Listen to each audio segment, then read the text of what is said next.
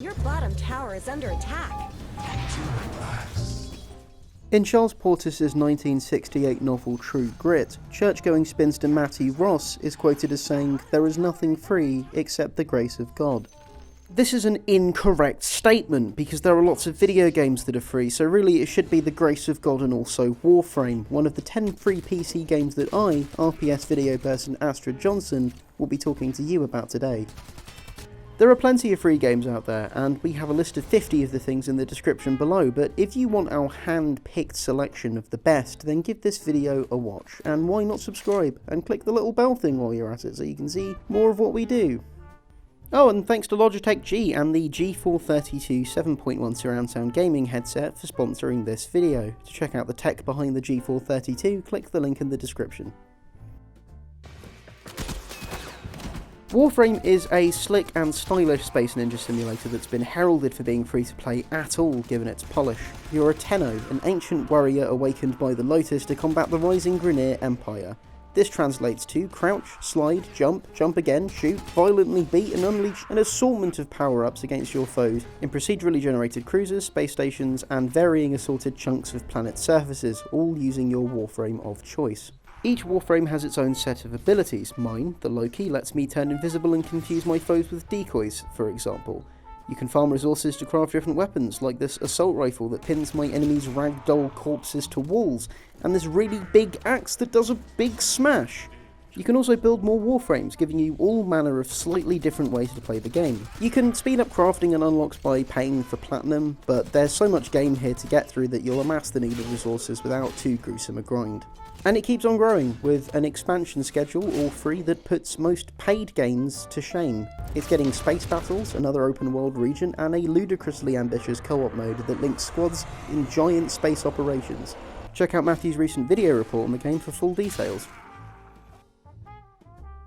Doki Doki Literature Club is a completely normal and fine visual novel about a high school literature club that doesn't get weird or unsettling a couple of hours in whatsoever. In this completely free and completely also very normal game, you join the literature club at your school and make poetry to try and impress the other 4 members who are perfectly ordinary girls that don't have anything funny going on with them at all.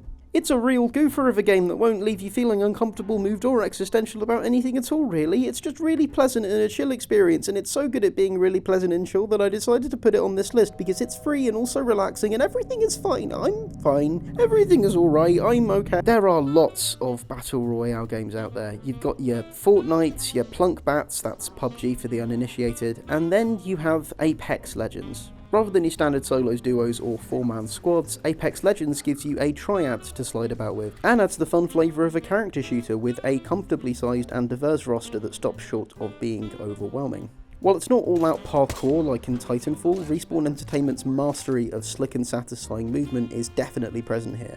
And it makes the sometimes laborious battle royale staple of trudging across the map to different hotspots entertaining all on its own. Oh, lovely. The gunplay is also deeply satisfying. You use big shooters a lot in video games, so it can get really difficult to keep things feeling fresh, and while there isn't anything particularly unique about the way Apex Legends guns handle, they handle tremendously well. Oh, and there are dragons in it now, which is good news for all the dragons out of the job after Game of Thrones wrapped up.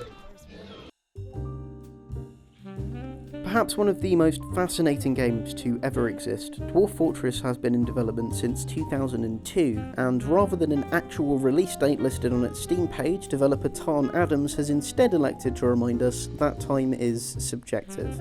It's one of the deepest and most intricate simulation games out there right now, and puts you in charge of a band of merry dwarves constructing a fortress in a massive world. Almost every action in the real world is represented in some way in Dwarf Fortress. For example, when your dwarves are chopping down trees, there's a small chance that the log falls and hits them in the belly, causing them to throw up. Cool. At time of recording, I've barely dug deep at all into Dwarf Fortress for myself, as it always seemed like quite an intimidating beast. The footage you're seeing now is from RPS Treehouse resident Nate Crowley, who, when asked for around 10 minutes of gameplay, sent me a 50-minute personal let's play that not only looks a lot more interesting than what my first playthrough would have been, but has also given me an incredibly helpful beginner's guide so that I can take a crack at it at last. I mean, at the end of the day, what is a snake but a scaly web? Nate is a star when it comes to Dwarf Fortress. You can check out his series of Rock Paper Shotgun, Basement of Curiosity, in the description, and read about his ongoing quest to run an illegal underground zoo. Maybe it'll inspire you once you've downloaded it for free, which you're gonna do, right? If you haven't heard of Frog Fractions, then that's fine and you're valid, but I'd be a little bit surprised. Released in 2012 by Twinbeard Studios, which primarily consists of developer Jim Crawford, it's a love letter to edutainment games that sees you assume the role of a frog protecting fruit from bugs by eating them up with your big frog tongue, racking up points in the form of fractions. That sounds like some pretty mundane stuff, but soon you'll be hopping on a dragon and entering warp speed, going on a bullet hell quest to bug Mars, pouring pink goop in a coffee can on a spaceship in a text adventure, and eventually becoming president. Former RPS contributor Nathan Grayson described Frog Fractions as potentially the greatest game of all time, and I can see why. Its constant surprises, endless expanse of mechanics, and absurdist charm are really captivating, about as much as the years-long hunt for its elusive and mysterious sequel, which eventually released when thousands of Frog Fractions fans solved an ARG involving a physical box, and found Frog Fractions 2 hidden within the content of another game, Glittermitten Grove. Who knows, maybe Frog Fractions 3 will be the friends we made along the way. I used to play Team Fortress 2 when I got a PC that could actually run anything around the age of 14. That was back in 2012 though, and the game has evolved so rapidly and so much that I couldn't even tell you what half of what's going on is.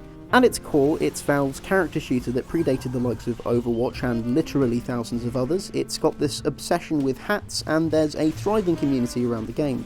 You have the Pyro, the Sniper, the Scout, the Heavy, and a few more, all with their own weapons, skills, and hilarious animated trailers. It's largely the same as what it was when I first started playing it, but there are contracts now, and power-ups sometimes. Some of this is quite new to me, but given that the core loop of Team Fortress 2 is so simple and engaging, it just means there are more things for me to figure out how to enjoy on top of all of the fun I'm already having. It still has upwards of 60,000 players a day, which makes it currently the 12th biggest game on Steam. So if you fancy dipping a digital toe back into a swimming pool full of bowlers, trilbies and beanies, and why wouldn't you, it's free, then you still have plenty of people to murder. You'll no doubt have heard of, or even played Spelunky before, but the one you do know might not look like this. That's because this is Spelunky Classic, made in GameMaker and originally released by Mossmouth in 2008. It was later remade for a 2012 release, but you'll have to pay for that one, so the OG is the one that makes it to this list. Principally, Spelunky is a roguelike, but a better way of communicating what it's about is by describing it as an arcade Indiana Jones simulator, complete with your player character lamenting just how much he hates snakes. You wander around the procedurally generated dungeons to collect gold, get killed by a snake, save a damsel in distress, fall too far and die, collect a shining golden statue and get crushed by a rolling boulder, get trampled by a giant spider, skewered by a flurry of arrows from an ancient trap, try to save another damsel in distress but get skewered by some spikes in an accidental murder-suicide, get blown up when a bomb bounces back at— It's made of metal! Why would it bounce? That makes no sense! It's pretty fun. You can even download the source code and open that up in GameMaker to see just how it all works, which is really nifty.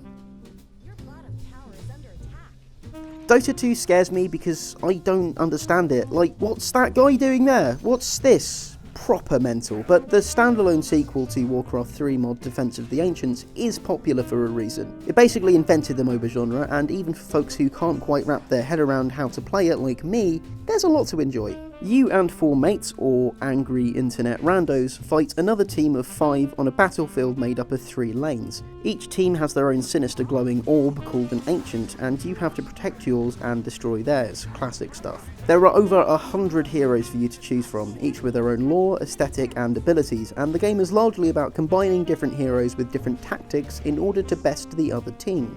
When you get to see a big group of professionals going at it, there's a certain grace and beauty to how a game of Dota 2 plays out. See fellow RPS Treehouse inhabitant Matt Cox, who has played more games of Dota than he's had hot dinners, which is at least 6 times. This is him playing it now because, as I've said, Dota 2 scares me.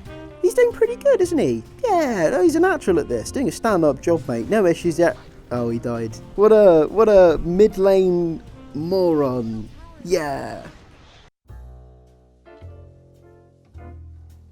Line Rider is absolute bliss. It was originally released in 2006 by Slovenian student Boštjan Kadez, and I remember playing it in the computer rooms at school when I looked like a potato that somebody spilled black eyeshadow on. You're this little tiny lad in an endless white void that just sucks you into its blank maw as you descend, never ending, always consuming.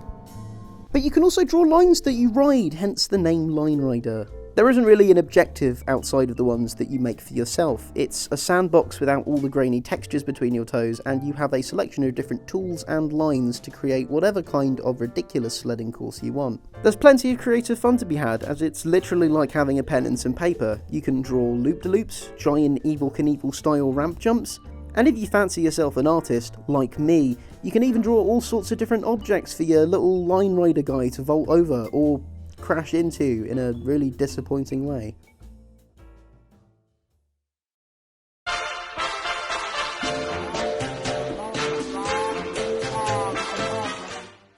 Do you fancy an absurdist espionage adventure that takes just shy of 15 minutes to enjoy?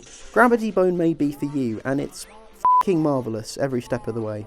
You'll serve drinks spiked with bugs to red-haired socialites, take photographs of exploding birds, and even engage in a high-stakes chase sequence, but it never feels rushed, and it's exactly as long as it needs to be. Gravity Bone's story is told in very few words, but it communicates an awful lot in the little time that it has. Focusing less on telling a blatant and chronological narrative, it instead opts to simply evoke the atmosphere and ambience of the quintessential spy thriller. It won't leave you reaching for the tissues, but it will definitely put a smile on your face. It serves you this through the medium of absurdist gags and a scrapbook assortment of gameplay mechanics that somehow all come together in a way that works. It's developed by Blendo Games, fronted primarily by one man, Brendan Chung. It got heaps of praise back when it first released in 2008, and that makes a lot of sense. It's just really nice to play. With it being free as well, it serves as an excellent means of getting into Chung's work, with the option of going on to pay, albeit not that much, to play its 2012 sequel, 30 Flights of Loving, if you fancy some more. So that's 10 of the best free PC games out there right now, in our opinion. You might have your own opinion, feel free to share it in the comments. That should give you plenty to try out, but if you'd like to read about a few more, then why not check out a more comprehensive list on our website, linked in the description. And thanks again to Logitech G for sponsoring this video, featuring 50mm audio drivers, a 6mm mic, and DTS Headphone X 2.0 surround sound technology under the hood. The G432 headset immerses you in the action and ensures you'll always be heard for a complete gaming experience. Find out how to order yours by following the link in the description. Before you follow any link, if you haven't already, you could like this video if you found it useful, and subscribe to Rock Paper Shotgun if you fancy seeing more stuff like this. Thanks for watching, and hopefully see you again soon.